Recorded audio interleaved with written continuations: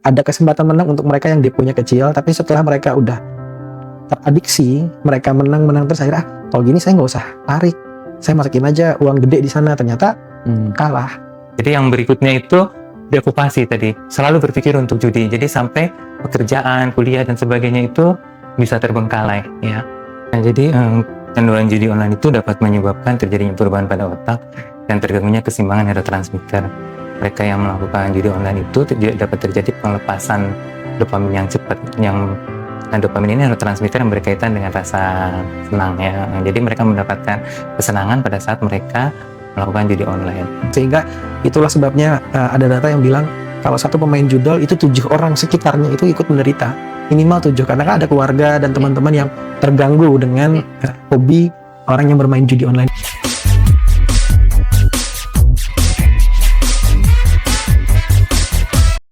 Hai Healthies, Mita Marli di sini, jumpa lagi di Kementerian Kesehatan Podcast.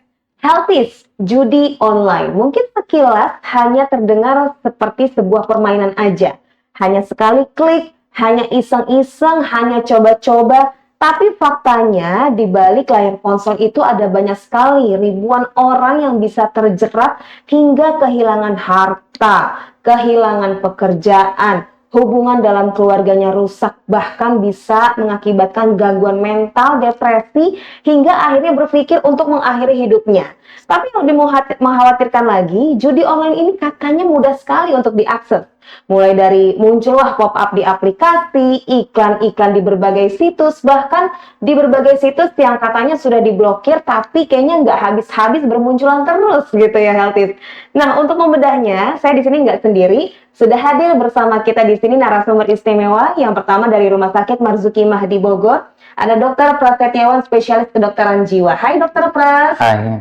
Kabar sehat dok? Alhamdulillah sehat. Terima kasih loh dok sudah bersedia untuk hadir di Kementerian Kesehatan Podcast. Oke, narasumber kita yang kedua ada Ketua Tim Cyber Drone 9 Direktorat Pengendalian Ruang Digital Kementerian Komunikasi dan Digital, Bapak Menharik Nur. Hai Pak Erik. Hai. Kabar sehat Pak? Luar biasa, alhamdulillah. Apa kabar? Baik, sehat luar ya? biasa, sehat. Oke, mungkin aku pengen tanya dari sisi psikologi terlebih dahulu ya Dokter Pras. Kalau kita ngomongin soal judi online, judi itu kan sebenarnya dari dulu tuh udah ada. Tapi ketika kita merambah ke judi online, entah kenapa sepertinya banyak sekali orang-orang yang terlalu mudah untuk merasa kecanduan gitu. Ada adiksi di dalamnya. Apa sih yang membuat judi online ini sangat membuat para penggunanya itu merasa adiksi dan ketagihan? Mungkin boleh dijelaskan Dr. Pras? Ya, terima kasih. Ya, jadi tujuan orang untuk melakukan judi online itu untuk mendapatkan kesenangan. Ya. Jadi pada saat dia mendapatkan kemenangan itu muncul rasa senang tersebut, dan itu yang ingin diulang lagi sehingga orang itu jadi sangat adiktif, ya, sangat adiksi terhadap judi online. Tapi sebaliknya kekalahan pun juga menyumbang orang untuk juga adiksi, karena begitu kekalahan itu kan hilang rasa kesenangan yang disebabkan karena menang. Jadi dia ingin mendapatkan kemenangan itu lagi sehingga dia tertarik untuk judi lagi dan judi lagi sehingga jadi adiktif. Jadi polanya tarik ulur gitu ya dok? Ya, kalau menang dia merasa senang, kalau kalah dia penasaran. Jadi ujung-ujungnya nanti begitu muncul rasa dua-duanya ya, baik menang maupun kalah, mereka tetap judi lagi dan judi lagi. Itu biasanya ketika orang merasa ketagihan, itu biasanya durasinya berapa lama sih dok? Apakah mungkin baru pertama kali nyoba, orang tuh udah bisa langsung ketagihan kah atau bagaimana? Bisa aja, karena biasanya kalau yang baru-baru itu dikasih kemenangan ya Pak ya, kalau untuk judi online. Jadi rasa menang itu menimbulkan rasa senang, dia jadi excited untuk ngulang lagi dan ngulang lagi. Jadi awalnya cuma sekali, tapi terus jadi berulang-ulang. Dan begitu kalah, tambah pengen main lagi untuk ngebalas kekalahannya. Akhirnya menang terus gitu ya dok? Dia berharap menang terus, tapi kalau yang namanya judi online ya nggak mungkin menang terus ya. Oke. Nah, mungkin saya mau sedikit bergeser ke ranah digitalnya nih Pak Erik. Ya. Kalau dilihat-lihat di Indonesia sekarang seberapa besar sih pemetaan kasus judi online yang ada sekarang? Ya, kita harus membedakan dulu terminologi judi dengan judi online. Karena kalau kita bicara judi online, kalau di Komdigi kita menyebutnya judi online adalah penipuan, scam. Jadi bukan gambling sebetulnya, tapi kalau kita bicara penyebaran judi online ini sebetulnya kan memang melalui media digital saat ini itu hampir setiap video yang kita lihat, setiap bahkan nonton live TV aja itu komentarnya dibanjiri sama judi online. Termasuk juga ketika ada yang melakukan video streaming baik itu di platform seperti TikTok ataupun di live IG misalnya, itu seringkali disawer oleh bandar-bandar judi online. Dan ini yang menjadi problematik di ranah digital saat ini, bagaimana Komdigi, dan ini tentunya tidak hanya peran Komdigi ya, artinya harus melibatkan seluruh stakeholder untuk memerangi judi online. Karena tadi yang seperti disampaikan, judi online ini sebetulnya judi tidak mungkin kita bisa hilangkan, tapi kalau judi online ini sebetulnya menjadi endeminya adalah karena orang ini ada iming-iming kemenangan di awal dan pemainnya ini bisa tidak ketahuan. Kalau kita main judi pasti kita datang ke kasino kan, terlihat oh lu main judi nih. Tapi kalau judi online kan menggunakan HP. Orang yang menyendiri di balik tangga, di belakang pintu, itu bisa aja main judi online. Dan mungkin ketika mengisi waktu luang, banyak sekali orang-orang yang berpendidikan rendah seperti misalnya ojol dan pedagang-pedagang kaki lima lainnya, itu ada yang bermain judi online untuk mencoba peruntungan. Karena tadi ada kesempatan menang untuk mereka yang deponya kecil, tapi setelah mereka udah teradiksi, mereka menang terus akhirnya kalau gini saya nggak usah tarik, saya masukin aja uang gede di sana, ternyata kalah gitu. Jadi mereka ketika kalah penasaran, ketika menang mau coba lagi, selalu akan ada seperti itu. Jadi itu yang menjadi PR di saat ini di ranah digital. Berapa banyak Pak Erik kasus pemainnya ya? Kalau kami kerjasama dengan PPATK dan stakeholder lain, jumlah pemain saat ini dari awal 2025 ini saja sudah ada sekitar 1 juta pemain sebetulnya, dengan nilai transaksional yang mungkin kalau di laporan PPATK sangat fantastis nih, perputaran uang di judi online. Terakhir waktu pada saat Pro Mensisco di bulan Mei, PPATK menyampaikan sudah hingga sampai 1.200 triliun perputaran uang di judi online ini. Nah, ini yang menjadi concern karena hampir separuh dari pemain itu jelas-jelas orang-orang yang uangnya sebetulnya uang dapur mereka, bukan uang yang siap hilang. Kalau kita bermain judi sebenarnya kan untuk mencari kesenangan, bukan nyari peruntungan, bukan nyari mencari penghasilan dari judi online. Sementara pemain-pemain judi online ini bahkan rela minjol pinjaman online untuk judi online. Jadi sebenarnya ini udah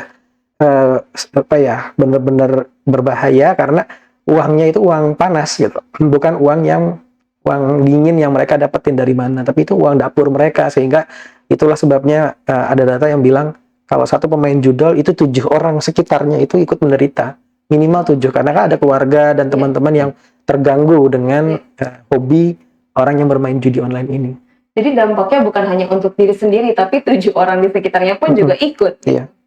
Oke. Nah, mungkin saya mau geser lagi ke Dokter Prat. Ketika orang merasa kecanduan gitu, kadang kan nggak berasa ya, kita yang namanya kita, oh kecanduan judol nih, enggak, kayaknya biasa aja gitu. Ada nggak sih gejala-gejala yang bisa kita cirikan ketika orang itu sudah mulai terganggu dengan kecanduan dari permainan judi online tersebut? Ya, biasanya di awal ada preokupasi, jadi selalu berpikir untuk judi lagi, sehingga untuk yang hal-hal yang lainnya jadi teralihkan. Misalnya buat yang masih sekolah, jadi sekolahnya jadi nomor berikutnya, nomor satunya judi. Begitu juga untuk yang kerja, begitu juga dalam kehidupan rumah tangga, bisa istri dan anak juga bisa diabaikan karena sibuk dengan judi. Dan biasanya karena sudah terlibat judi, ya tadi, jadi bukan hanya uang yang dia punya yang terpakai, tapi juga uang-uang yang lain bisa juga ikut dipakai. Jadi mulai juga berbohong untuk menutupi kebiasaan judinya. Ya, uang habis untuk keperluan lain, dia bilang. Nggak akan dia ngaku untuk judi kecuali sampai ketahuan ya. Dan kemudian perilaku berikutnya karena kebutuhan uang yang meningkat, jadi hobi minjem uang teman, minjem uang keluarga, minjem uang kantor, bahkan ada yang bisa sampai kriminal menggunakan uang punya orang lain untuk kebutuhan judi. Ya. Oke. Dokter Pat sendiri ada nggak pasien-pasien yang diakibatkan kasus judi online ini? Banyak sih ya. Kita pernah juga ada kasus uang yang harusnya untuk THR dipakai sehingga karyawannya nggak dapat THR. Ya. Jadi memang merugikan banyak orang gitu ya. Dan artinya untuk diri dia sendiri pun juga tidak bisa fokusnya tuh hanya ke satu judi online saja, bermain saja hingga lingkungan sekitarnya tidak bisa terganggu gitu. Oke. Mungkin aku mau ke Pak Erik lagi. Pak Erik, tapi kalau dari skala usia itu biasanya yang banyak sekali terjebak dengan judi online ini tuh di kalangan usia berapa ya? Apakah remaja kah? Apakah dewasa? Karena ini kan kita hanya berbekal handphone saja. Siapapun sekarang kan menggunakan handphone, membuka sosial media dan apapun itu bisa semuanya bisa terdampak gitu. Betul. Kalau untuk rentang pemain judi online sebetulnya ini bervariatif ya, tapi memang saat ini yang agak cukup mengkhawatirkan sampai anak-anak pun ada juga yang sudah mulai bermain judi online tadi, karena permainan judi online ini mungkin salah satu triggernya adalah ketika waktu itu kita ada pandemi COVID, mulai belajar dari rumah sehingga orang tua mulai membebaskan anaknya menggunakan HP ataupun perangkat komputer lainnya untuk belajar di rumah. Ternyata tidak hanya belajar, mereka sudah ketergantungan dan beberapa anak-anak ada yang sudah mulai mencoba untuk bermain game awalnya, karena kan kita bicaranya kalau judi online kan game ya, permainan. Hanya saja permainan judi online ini ternyata adiksinya lebih tinggi dibanding game biasa. Jadi sudah adiksi permainan juga sebenarnya udah ada pasti negatifnya. Ini permainan game yang judi, jadi double kill, artinya sudah ada, kita kecanduan game aja udah rugi ya sebetulnya kan, tapi ini kecanduan game yang online gitu loh, jadi game judul maksud kami. Sehingga kalau ditanya jumlahnya mungkin yang lebih pas itu kemarin data dari PTK, usia-usia produktif sebetulnya sudah terjerat judi online, mayoritas dari usia 17 sampai dengan 45 tahun kalau saya nggak salah. Sisanya memang menyebar, cuman yang kami concern justru pemainnya bukan dari segmentasi umur, melainkan dari penghasilannya yang rata-rata 70% lebih itu merupakan pendapatan yang di bawah UMR. Jadi itu tadi karena ada mungkin iming-iming kemenangan, kan orang-orang yang mungkin pendapatannya UMR tuh lebih seneng lebih mudah spending, karena istilahnya ya saya gaji cuma segini-segini aja, ya saya taruh di meja judi mana tahu berhasil. Sementara mencoba keberuntungan karena mereka merasa ya saya hidupnya begini-begini aja, jadi ya mungkin dengan mencoba ini akan dapat peruntungan lebih. Jadi orang-orang yang UMR-nya pendapatannya menengah ke bawah justru malah lebih lebih sangat mungkin untuk melakukan permainan judi online seperti itu. Tapi mungkin yang saya juga penasaran sebenarnya proses permainan judi online itu tuh seperti apa sih, Pak Erik? Apakah itu memang sesuatu yang sudah direncanakan di belakang atau ya memang tadi hanya keberuntungan aja, memainkan keberuntungan orang-orang gitu? Karena kan orang yang tahu ya udah mau coba terus, kadang menang, kadang kalah, yang penting mau coba sampai menang terus. Apakah sebenarnya di balik itu semua memang sudah direncanakan gitu? Ya itu sebenarnya kalau di balik ini semua sudah direncanakan tentunya, karena seperti layaknya permainan game yang biasa yang bukan judi, itu kan memang pasti semuanya pengen orang-orang yang bermain game mereka itu harus ada efek kecanduannya. Artinya game ini menyenangkan untuk dimainkan, ya orang akan kecanduan walaupun bukan judi.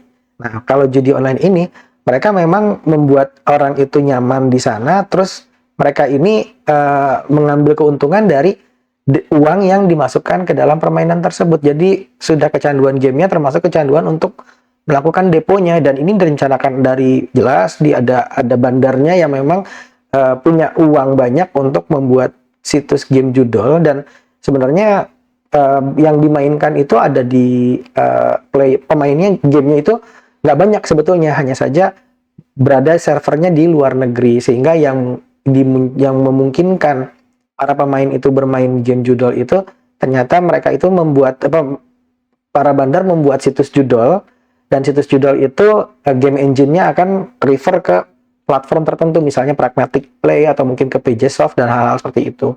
Jadi permainannya nggak banyak, tapi di replikat kasirnya. Jadi orang-orang ini, para bandar ini membuat bandar-bandar kecil.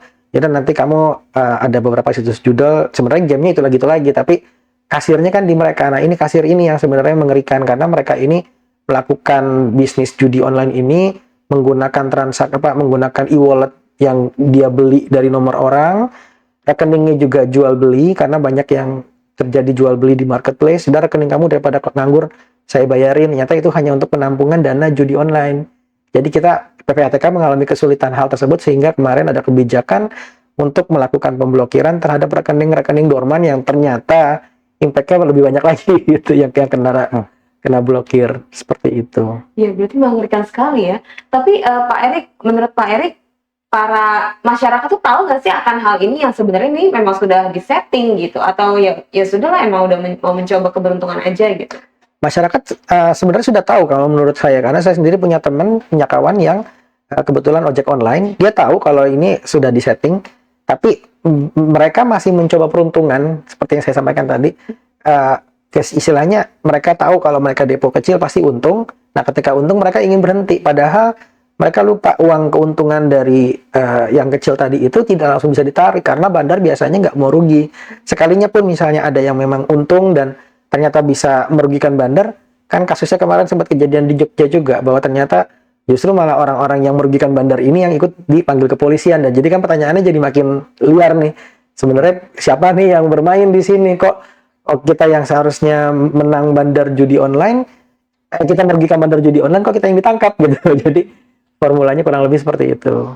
Oke, nah ini saya mau geser sedikit lagi ke Dokter Pras. Dok, kalau terkait pengaruh judi online terhadap bagaimana sih mekanisme secara kimiawi atau biologisnya terhadap seseorang, bagaimana dia kecanduan itu seperti apa, Dok? Ya, jadi kecanduan judi online itu dapat menyebabkan terjadinya perubahan pada otak dan terganggunya keseimbangan neurotransmitter. Mereka yang melakukan judi online itu dapat terjadi pelepasan dopamin yang cepat, yang dopamin ini neurotransmitter yang berkaitan dengan rasa senang ya. Jadi mereka mendapatkan kesenangan pada saat mereka melakukan judi online. Jadi pada saat mereka tidak melakukan itu tidak terjadi itu pelepasan dopamin yang cepat tadi, terjadi pengurangan sehingga mereka merasa nggak nyaman, mereka merasa nggak dapat kenikmatan dan bisa mengalami stres, sehingga mereka berusaha mengulang lagi judinya untuk mendapatkan kenikmatan tersebut. Oke, kalau tadi kalau kata Pak Erik, mungkin orang-orang tuh juga sudah tahu mekanismenya tuh sistemnya seperti ini yang memang direncanakan. Nah, udah tahu ibaratnya itu merugikan, kenapa mereka masih merasa kecanduan? Ada apa menurut Dokter Pras yang bisa membuat mereka seperti itu? Yang tadi bahwa kemudian untuk mendapatkan kesenangan itu mereka jadi udah nggak peduli lagi menang atau kalah. Di awal tadi kita sudah sebut ya, kalau menang mereka senang, kalau kalah mereka penasaran. Mereka sebenarnya kalau kalah itu main lagi, mereka mencari kesempatan untuk mendapatkan kemenangan, mencari kesempatan untuk mendapatkan kenikmatan. Nah, pada saat mencari kesempatan itu muncul juga rasa nikmat. Saya kasih contoh, ada pasien saya, dia udah tahu setiap kali judi dia kalah, tapi dia bisa menghabiskan banyak sekali uang, ya, dan dia minta ke orang tuanya, ini pasien remaja, karena dia kenikmatannya, dia bilang itu di judinya, bukan lagi di menang kalahnya. Dia udah nggak peduli bahwa nanti uang orang tuanya habis, penting hari ini saya judi dan saya mendapatkan kesenangan dari berjudi. Oke, jadi bukan soal menang kalahnya lagi, tapi kenikmatannya ketika bermain judi online itu. Iya, betul. Oke. Kemudian pasien-pasien lainnya ada lagi nggak, Dokter Pras, contohnya yang mungkin lebih parah? Ya, parah dalam contoh bagaimana mereka berjudi. Iya. Ya, jadi mereka ada juga yang jadi udah nggak peduli lagi sama keluarganya. Jadi dia sebagai kepala keluarga, terus duitnya habis untuk berjudi, judi online. Terus dia minta ke istrinya untuk bekerja, untuk memberikan nafkah buat dia dan anaknya. Justru istrinya harus kerja keras, sementara uang gajinya dia habis, bahkan bukan cuma gajinya. Jadi lebih banyak lagi dia menghabiskan uang. Dan dia minta istrinya juga membantu dia kalau dia punya kesulitan dengan pinjaman online. Itu dia yang tadi yang saya katakan, bahkan hingga akhirnya akan merusak hubungan dalam keluarga. Iya, karena istrinya yang tadinya nggak bekerja harus bekerja dan harus juga membayar hutang yang akibat judi tadi. Tapi bisa dikatakan artinya sistem otaknya itu juga terpengaruh. Iya. Dokter Pras. Iya. Kemudian juga kalau sudah judi seperti itu bisa terjadi namanya distorsi kognitif ya. Jadi pikiran yang salah, yang orang lain udah tahu itu salah, tapi yang melakukan judi itu nggak menyadari kalau itu salah. Misalnya keyakinan bahwa ini kalau saya main lagi saya bakal menang. Kemarin saya udah kalah berkali-kali. Kalau sekali lagi saya main saya bakal menang. Padahal kan belum tentu itu terjadi. Ya. Oke. Nah, saya mau coba ke Pak Erik lagi. Tadi juga sempat kalau kalangan yang pemain judi online ini ya remaja, bahkan ada juga. Nah, ini kan memang yang kita siapkan untuk generasi emas gitu. Nah, dari pemerintah sendiri strategi apa sih yang dilakukan untuk menghalau agar mereka tidak mudah terjerumus dengan permainan tersebut?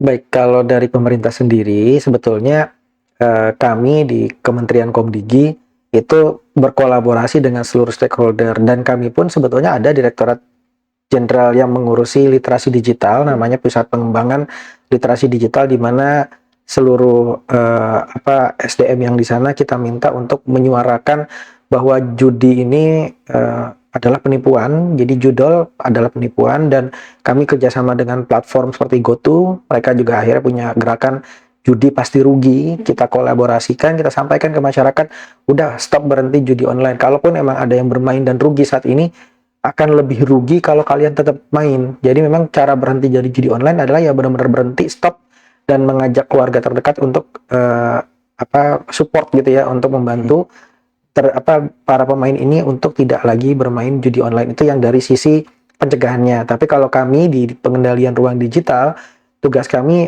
melakukan pemblokiran terhadap situs-situs judi online.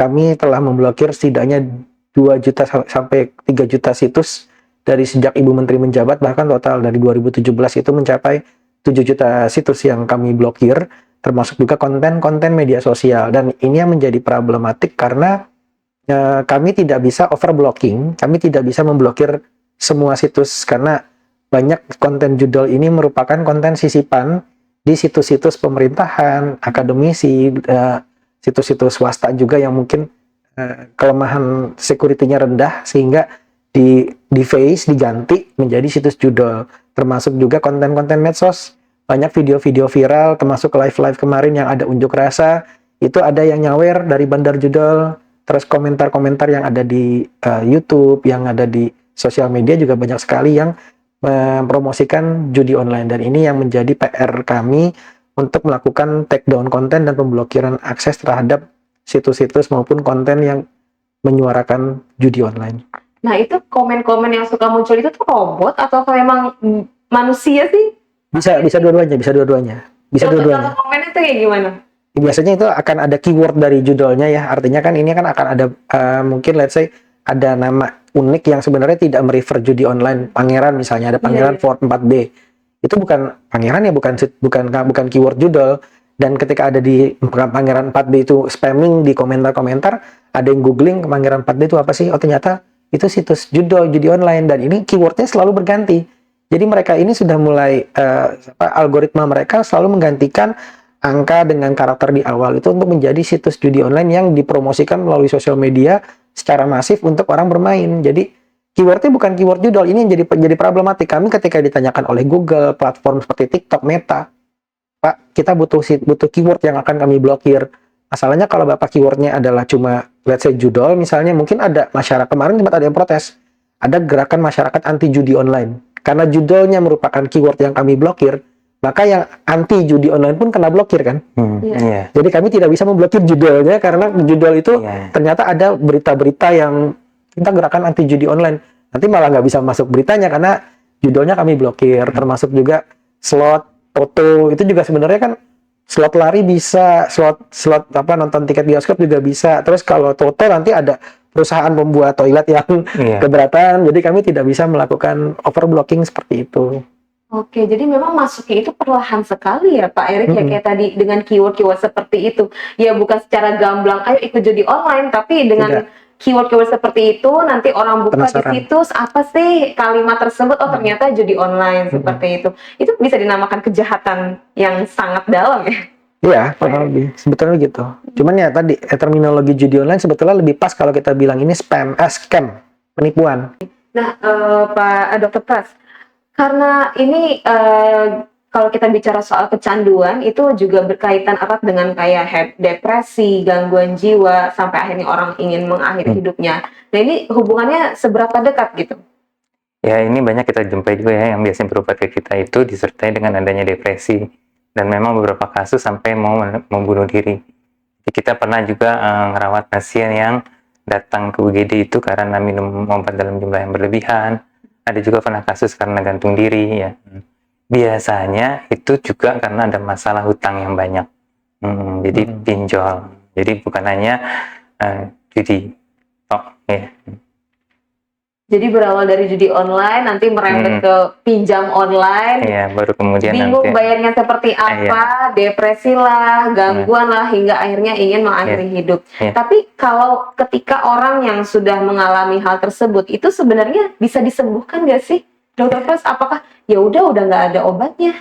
ya, ini kan perilaku ya. Jadi sebetulnya kita melakukan terapi dengan mengubah perilakunya. Dan perilaku tersebut terjadi karena adanya tadi distorsi kognitif, pikiran yang salah ya. Jadi kita merubah dengan cara merubah pola pikirnya, cara berpikirnya. Berubah cara berpikirnya gitu. Tapi kalau bagi orang-orang sekitarnya ya, mungkin kan tadi kalau kata Pak Erick bilang, ketika ada satu orang yang bermain judi online, itu pasti 7 orang sekitarnya tuh ikut kena dampaknya. Nah, ini sebagai orang-orang sekitarnya, ketika kita menghadapi orang yang bermain judol hingga akhirnya memberikan dampak buruk ke sekitarnya, apa yang harus dilakukan nih, Dokter Pras? Ya, tadi juga disampaikan sama Pak Erick ya, bahwa kita sebagai keluarga itu mensupport kalau ada anggota keluarga yang terlibat untuk judi online ya. Karena biasanya salah satu ciri dari mereka yang melakukan judi online itu ada bad behavior. Jadi pada saat mereka mengalami kesulitan keuangan, mereka terlibat dengan hutang, pinjaman online dan sebagainya, mereka minta tolong orang di sekitarnya, minta tolong pasangannya, istrinya, keluarganya, temannya untuk membayar hutangnya atau memberikan pinjaman untuk bayar hutang ya. Nah, di sini sering sekali kasusnya keluarga itu kasihan atau teman-teman orang dekatnya kasihan, dan kemudian mereka ngasih tuh pinjaman atau ngasih ngebayarin hutangnya. Oh, daripada ditagih terus ya, karena yang ditagih bukan cuma yang minjem, yang ditagih juga tadi orang-orang sekitarnya ya. Terus ya udah dibayar. Nah, sering kasusnya mereka datang berobat itu karena ternyata setelah dibayarin judinya jalan lagi. Tetap judi lagi ya. Jadi sampai ada yang sampai jual rumah, rumah terjual, udah dibayar hutangnya, ternyata lagi. Jadi di situ masalah. Jadi kita juga harus lihat kasus per kasus ya. Biasanya mereka bawa ke kita itu kalau sudah kasusnya sudah keluarganya udah nyerah gitu. Tapi di awalnya sering sekali memang keluarga tujuannya baik untuk ngebantu mereka yang terlibat judi dengan harapan berhenti. Nah, kalau punya kesulitan seperti itu sebaiknya juga ya, dibawa ke ahli ya, untuk berobat ke psikiater. Nah, itu cara menghilangkan adiksinya tuh seperti apa ya, Dokter Pras? Hingga akhirnya kan dia balik lagi, berarti kan artinya adiksinya tuh masih ada gitu. Masih ada. Nah, cara menghilangkannya tuh seperti apa? Apakah butuh direhab atau bagaimana? Proses penyembuhannya tuh seperti apa? Biasanya sih ada kriteria untuk dilakukan rehab. Jadi ada 9 ciri khas untuk mereka yang mengalami gangguan judi online ini. Nah, dari 9 ciri khas ini kalau memenuhi 4 kriteria baru kita sebut dia terganggu. Kalau dari 4 sampai 5 masih disebut ringan, masih belum memerlukan rawat inap. Tapi kalau sudah lebih dari 5, 6 sampai 9 baru kita anjurkan untuk rawat inap. Tapi dalam kenyataannya yang dirawat inap itu menurut kepustakaan kurang dari 10%. Jadi sedikit sekali mereka yang mau untuk rawat inap. Ya mungkin sekedar gambaran mengenai 9 itu apa aja. Iya, kriterianya apa gitu. Ya. Jadi mereka yang judi itu bisa ada gejala withdrawal. Jadi kalau mereka berhenti judi, itu rasa nggak nyaman. Ya, gampang tersinggung, gampang emosian, sama seperti orang yang pakai berhenti ngerokok kayak gitu kira-kira ya. Terus bisa kehilangan kontrol. Jadi mereka itu berusaha untuk berhenti, kok nggak bisa ya. Saya udah pernah kok pengen banget berhenti, mau coba berhenti, tapi selalu gagal. Ya. Jadi yang berikutnya itu preokupasi tadi, selalu berpikir untuk judi. Jadi sampai pekerjaan, kuliah dan sebagainya itu bisa terbengkalai ya. Terus yang berikutnya ada negatif konsekuensi. Jadi ada konsekuensi negatif. Udah tahu nih karena judi sebetulnya dia jadi kehilangan pekerjaan, di kuliah ya, atau bisa bercerai, tapi tetap judi terus ya.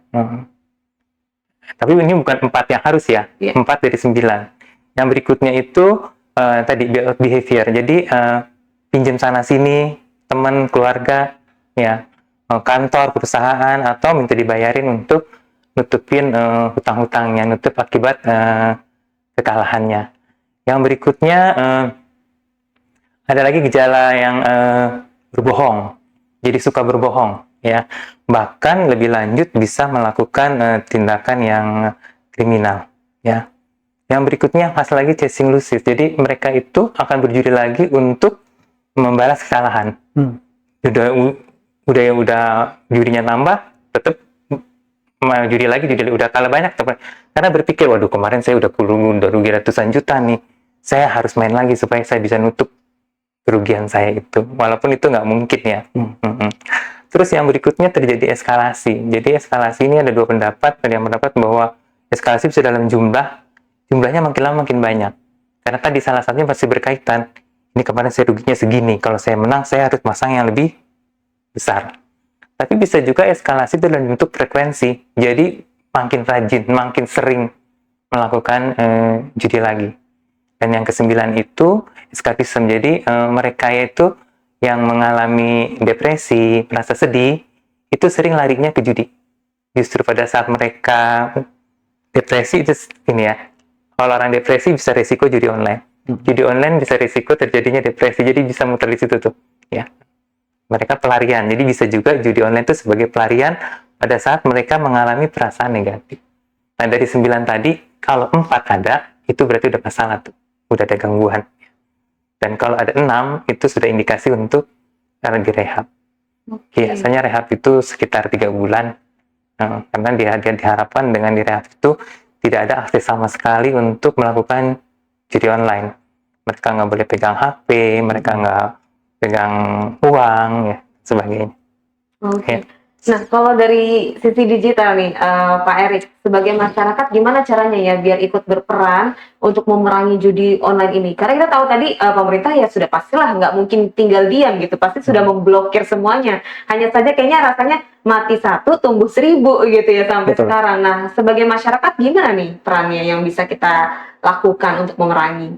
Ya, peran masyarakat itu sebetulnya bisa berperan aktif dalam memerangi judi online ini dengan ya mungkin kalau seandainya ada yang menemukan keluarga atau teman terdekatnya itu bermain judol, mungkin bisa diberi informasi untuk berhenti, tapi jangan dimarahin, tapi benar-benar disupport untuk pelan-pelan mengurangi bahkan berhenti total dari judi online tadi. Dan kalau masyarakat ada yang ingin melaporkan terkait dengan konten-konten yang mungkin ada di media sosial ataupun yang ada di internet, ini ada konten judi online nih, kemana ya lapornya? Bisa langsung ke kami di aduankonten.id. Jadi kami ada kanal namanya situs aduankonten.id untuk melaporkan tidak hanya judi online sebetulnya, tapi kalau memang refer ke saat ini kita bicara judol, bisa judol, tapi sebetulnya itu bisa untuk pornografi, perjudian, narkoba, obat-obatan terlarang, konten-konten meresahkan seperti terorisme dan lain-lain itu juga bisa dilaporkan ke aduankonten.id. Oke, bisa dijelaskan nggak aduan konten itu seperti apa? Jadi maksudnya aduan konten ide itu ada sebuah situs ya, jadi aduankonten.id itu nanti di sana itu kalau seandainya ada yang menemukan ada konten-konten di internet nih, saya menemukan di situs ini ada situs judol, itu nanti tinggal dimasukkan copy paste aja linknya ke aduan konten, dilaporkan, nanti kami di Komdigi kami 24 jam kerja sebetulnya. Kami ini saat ini sebenarnya kerjanya itu kami adalah salah satu satuan kerja anti libur yang kerjanya 24 jam nonstop, ada 3 shift dalam sehari, jam 6 sampai jam 2, jam 2 sampai jam 10, dan jam 10 malam sampai jam 6 pagi.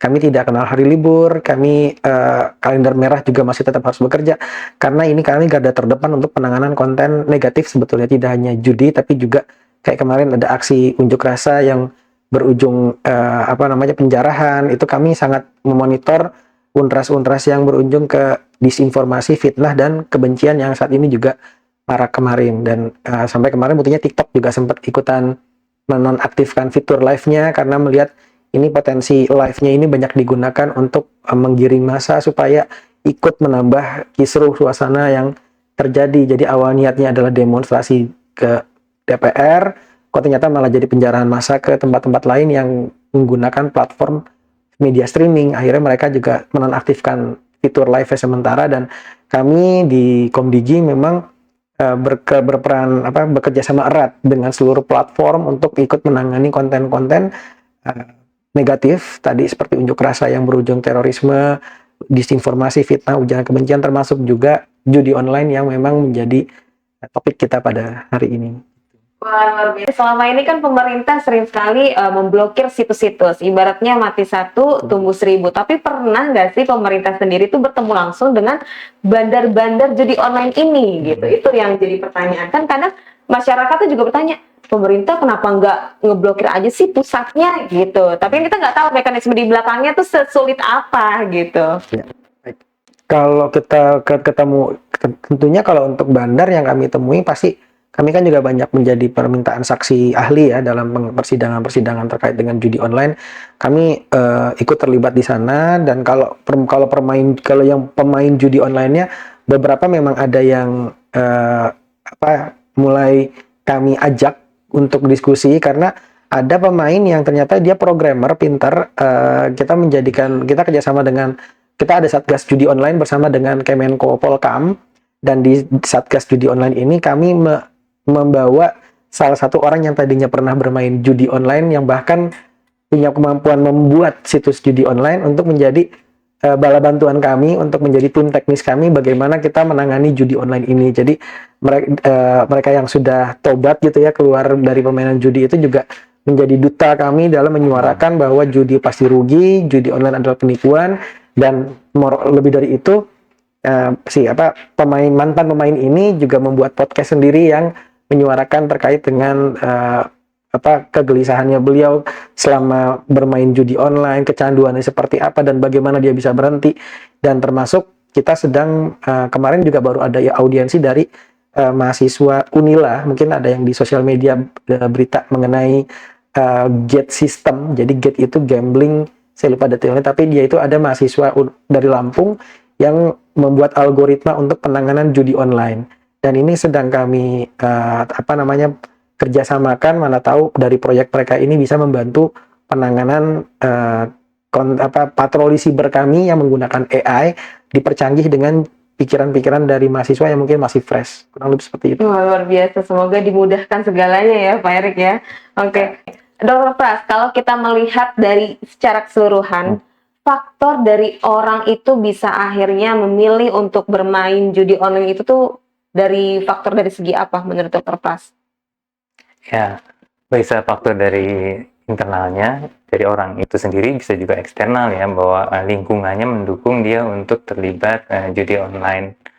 Internal misalnya, saya kasih contoh, ada pasien yang berobat, kalau dia dalam keadaan tadi perasaan yang negatif, kemudian dia terpikir untuk yang judi gitu ya, judi online. Dan ternyata dia merasa mendapat kesenangan tuh pada saat feelingnya jadi membaik, kemudian dia ulang lagi. Faktor eksternal, saya kasih contoh, misalnya dia sebetulnya tidak tertarik untuk judi, dia punya kesulitan keuangan, terus tiba-tiba dia kumpul sama temannya, dan temannya bercerita bahwa dia baru saja menang judi. Ya, jadi dia tertarik, kenapa nggak saya coba? Gitu. Siapa tahu saya beruntung seperti dia, teman saya. Dan faktor lain mungkin judinya itu sendiri ya. Karena tadi dibilang bahwa judi itu berusaha supaya di-create, supaya menarik untuk orang itu ikutan gitu. Oke, Pak Erik, tapi berarti artinya lingkungan ini tuh juga termasuk berpengaruh ya? Sangat. Gitu. Karena saya juga punya teman yang temannya itu juga kebetulan terjerat judi online juga. Awalnya mungkin tampaknya baik-baik saja ini orang, tapi ternyata dari lingkungan itu sendiri yang membuat dia ini akhirnya terjerat judi online. Gitu. Kalau dari Pak Erik sendiri pandangannya seperti apa nih? Ya, intinya kan judi online itu kan jadi berbahaya karena kecanduannya. Kita kalau bicara sesuatu yang berlebihan pasti tidak baik ya. Artinya sama ketika orang coba-coba ngerokok, awalnya kan tidak pernah merokok, tapi karena ada lingkungan yang mengajak dia, nggak asik lo kalau nggak ngerokok, dia ngerokok. Dan sama juga dengan judi. Kalau ini semua pada pemain judi nih, kenapa kamu nggak coba juga? Karena ada yang pernah untung. Padahal yang untung itu masih di awal-awal, dia tidak menceritakan kerugiannya seperti apa. Pernah ada testimoni, akhirnya saya punya NMAX dari situs ini. Padahal dia lupa dia telah jual rumahnya untuk dapetin NMAX itu. Jadi dia untung 50 juta, ruginya 200 juta lebih. Jadi sebetulnya dia cuma memberi tahu ke temennya, yang penting gue menang. Walaupun dia lupa yang udah dia keluarkan jauh lebih besar daripada yang dia menangkan. Itu yang iming-iming itu yang orang lihat, oh dia sukses karena judi online, padahal dia jauh lebih merugikan dari sebelum-sebelumnya. Jadi karena circle tadi itu. Jadi yang diingat hanya kemenangannya saja, dia lupa kalau modalnya tuh bahkan jauh lebih besar gitu ya. Oh oke, ini bahaya sekali gitu ya. Mungkin kalau dari Dokter Pras ada yang tambahkan? Ya, saya setuju yang tadi ya. Jadi kalau yang suka sering kali diceritakan itu yang menyenangkan kan pada saat menang. Jadi orang diceritain yang menangnya. Jadi orang lain tertarik karena dengar menangnya. Kalau dia ceritain yang kalahnya ya, mungkin orang Bahkan cuma meninggal dunia. Tapi ada nggak sih Pak Erik, kalau orang pelaku judi online itu tuh ya nggak artinya bukannya sukses ya, maksudnya kayak ya udah tidak berakhir buruk gitu. Ada nggak? Ataukah semua pemain judi online itu pasti berakhir buruk dan menyedihkan gitu? Ya tergantung tadi itu ya endingnya seperti apa. Artinya itu kan kita sendiri yang menentukan ketika udah kalah judi, ini kita masih mau meneruskan dan mulai pinjol dan lain-lain sehingga mungkin ada iming-iming kerja tawaran di luar negeri yang saat ini sebenarnya jadi judi online menjadi concern utama Presiden Prabowo dengan asta-citanya bahwa karena ini saat ini masyarakat lagi butuh uang, sementara uang yang kita punya di level bawah itu malah digunakannya untuk judi online yang mana itu transaksinya berada di luar negeri. Jadi malah ada sebuah kota di daerah Kamboja gitu yang ternyata menjadi maju sejak bisnis judi online itu dijalankan. Karena memang mereka merekrut orang-orang dari Indonesia. Kenapa orang-orang Indonesia? Mereka itu akan dijadikan admin judi online di negara Kamboja dan mereka itu akan menjadi customer service atau CS mendampingi orang-orang yang baru bermain di situs judi online dengan mungkin WA istilahnya. Bapak kemarin-kemarin coba pasang segini nanti akan menang. Ya karena kan dia bisa ngatur menang kalahnya. Ketika orang percaya dengan si CS ini, oh iya benar dia bisa bikin aku menang. Karena saya mendengarkan dia, udah saya ikut, menang. Jadi dia percaya. Tapi ketika dia, Pak sekarang deponya 10 juta, saya yakin Bapak bisa menang lagi. Dia depo 10 juta. Terus orang itu tahu misalnya mungkin ngeblokir nomornya atau hilang. Karena kan udah gede. Daripada cuma 5.000, 10.000, oke lah menang-menangin terus. Tapi ketika dia udah kecanduan, dia deponya gede, dan orang ini yang udah dia percaya bahwa, oh ini bener kok, dia udah pernah membantu saya dari uang saya cuma 5.000, jadi 5 juta. Terus pas saya nyetor 10, masa saya nggak percaya gitu, ternyata benar dia bohong.